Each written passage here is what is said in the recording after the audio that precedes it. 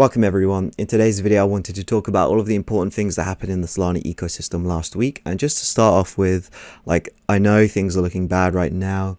Solana's down about 32% on the week.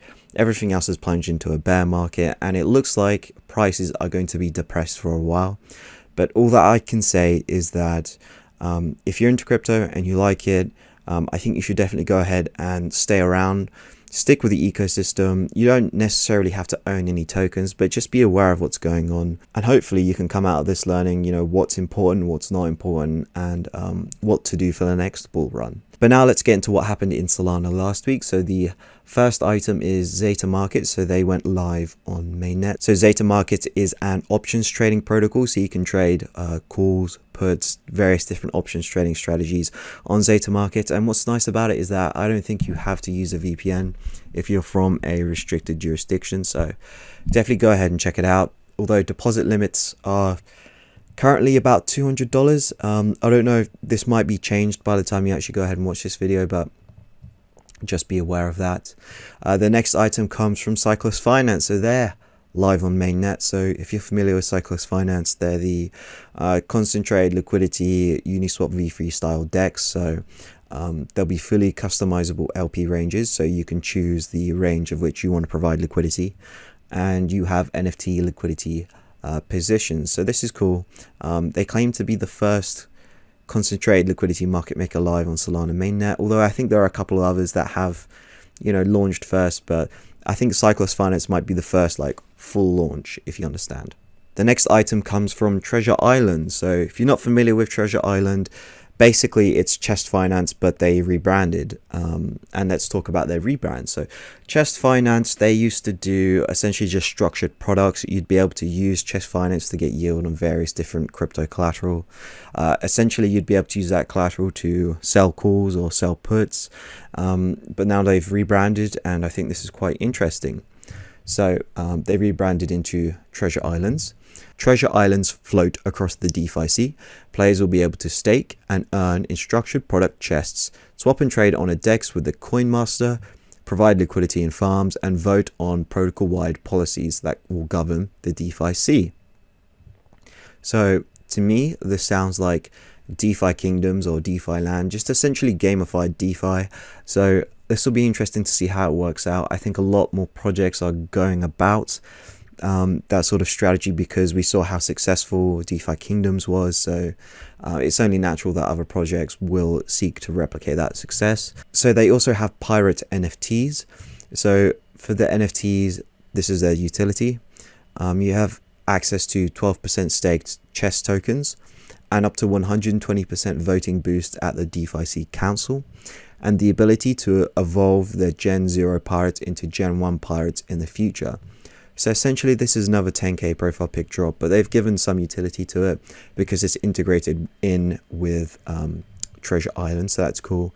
So the mint, it's going to be on January 29th.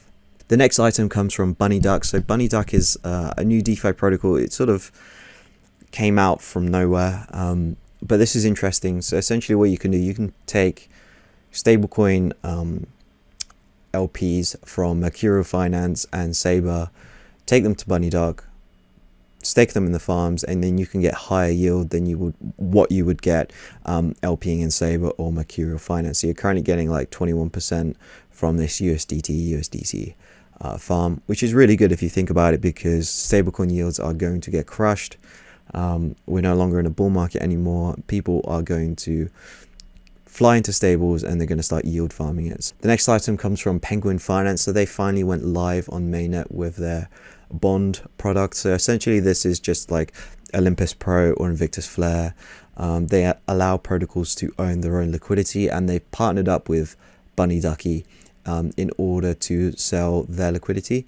And also you can stake your BUD tokens here for 2,100% APY. Now just remember, although it's a high APY number, if the price of the token falls 90%, it doesn't really matter how high this APY is. So just be aware of that. Now, the next item comes from UXD protocol. UXD is a new algorithmic stablecoin here on Solana. Essentially, it's backed by a delta neutral position, which is done through shorting Solana perpetual futures and going long spot. So they finally went live on their mainnet, and you can mint the UXD stablecoin with Sol. So essentially, all you do is hand over your Sol, and then they give you an equivalent amount of UXD back.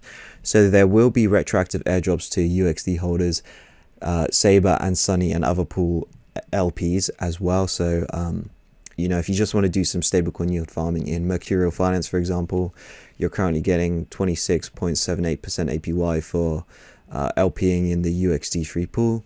If we go to Saber, you're currently getting about 24% APY in the UXD USDC pool. And if we go to Sunny Aggregator, you're currently getting about 18% APY. I think that it probably makes sense to not use Sunny because you got a lower yield than Saber, as well as the fact that you have a performance fee here as well. So just keep that in mind. The next item comes from Cash Cow. So I spoke about this the other day. So Cash Cow, I thought it was just a meme token, a valueless meme token, but it actually has some value now. It has governance. So they're going for the V token approach. So the longer you lock the Cash Cow token up for, the more voting power you have. And essentially, you can use your Cash Cow governance tokens to vote on the gauges for where Cash Cow tokens will be distributed. So for example, in the Sencha Cash Cow LP, they've got 69 million cow a day being given out to liquidity providers. And then you can see here Sencha Cash Luna has about 19 million. And then you can vote on where the Cash Cow rewards go. So thank you for watching. I hope you enjoyed this video, and make sure to subscribe for more videos like this one.